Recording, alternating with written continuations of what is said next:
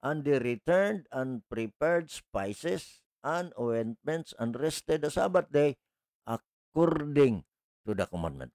No?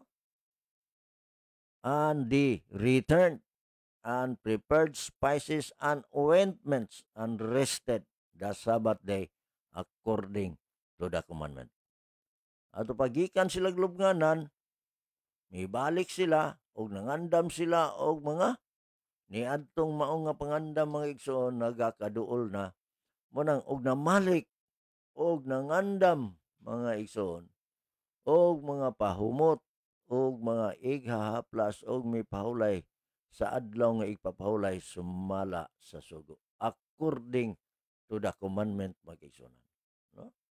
So dinhi tan-awa og atong tun-an pag-ayo igsoon kung unsa ka importante ang pagbalaan mga kaigsuonan sa adlaw igpapahulay sumala sa kasugoan.